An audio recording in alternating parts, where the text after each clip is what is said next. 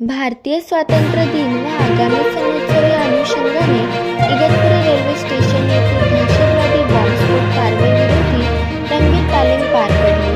दिनांक 15 ऑगस्ट रोजी साजरे होणारे भारतीय स्वातंत्र्य दिनाच्या अनुषंगाने व आगामी काळात साजरे होणारे श्री गणेशोत्सव, दहीहंडी उत्सव, नवरात्रोत्सवाच्या अनुषंगाने आज दिनांक 13 रोजी सकाळी 11:30 वाजता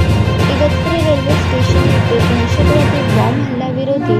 घ्यायची दक्षता बाबत मोहीम राबवण्यात आली. या मोहिमेत लोहमार्ग पोलीस ठाण्याचे सहाय्यक पोलीस निरीक्षक बालाजी शेंडगे, हेमंत घरटे यांच्यासह 8 अंमलदार, रेल्वे सुरक्षा दलाचे पोलीस निरीक्षक मीना, 4 उपनिरीक्षक व 6 अंमलदार, ATS नाशिक ग्रामीणचे सहाय्यक पोलीस निरीक्षक आणि लवांगळे व 3 अंमलदार, डॉग युनिट रेल्वे सुरक्षा बल कल्याण कडीला 2 अंमलदार व bomb finder dog Jimmy,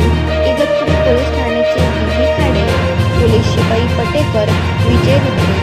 Igatpuri railway स्टेशनचे प्रबंधक मणियार, ग्रामीण रुग्णालय इगतपुरीचे वैद्यकीय पथक, इगतपुरी नगर परिषदेचे अग्निशमन पथक असे 10 अधिकारी व 31 अंमलदार एकूण असे 31